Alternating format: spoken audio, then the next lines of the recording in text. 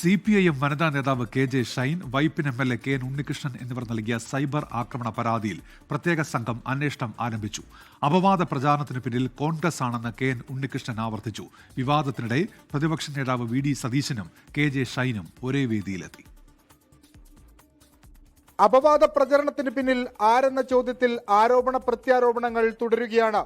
CPIMലെ വിഭാഗീയതയും മുൻമന്ത്രി S ശർമ്മയുടെ പേരും വിവാദത്തോട് കൂട്ടിക്കെട്ടുന്നത് ശരിയല്ലെന്ന് Vypin MLA KN Unnikrishnan. Bomb പൊട്ടിക്കുമെന്ന് പറഞ്ഞ VD സതീശനാണ് മറുപടി പറയേണ്ടതെന്നും MLA. അത് പ്രതിപക്ഷ നേതാവ് പറയേണ്ടതാണ്. ഇതാണ് ഈ ബോംബാണോ അദ്ദേഹം ഉദ്ദേശിച്ചത്?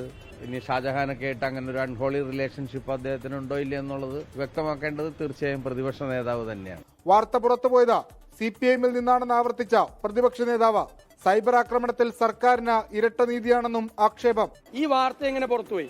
ആദ്യം ഇത് പബ്ലിഷ് ചെയ്തത് എവിടെയാണ്? ഉമ്മൻചാണ്ടിയുടെ മകളെ അപമാനിച്ചല്ലോ പുതുപ്പള്ളി തെരഞ്ഞെടുപ്പിന്റെ കാലത്ത്. സോഷ്യൽ മീഡിയയിൽ ക്രൂരമായി അധിക്ഷേപിച്ചു. എന്നിട്ട് അവർ പരാതി കൊടുത്തു.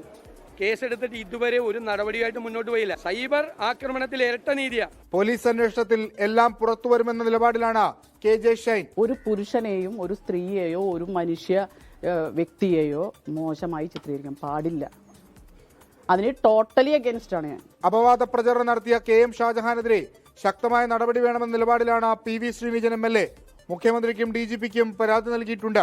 വ്യാജ പ്രചാരണത്തിനെതിരെ നൽകിയ പരാതിയിൽ KN ഉണ്ണികൃഷ്ണന്റെ മൊഴി മുനമ്പം DYSP രേഖപ്പെടുത്തി. 24 കൊച്ചി.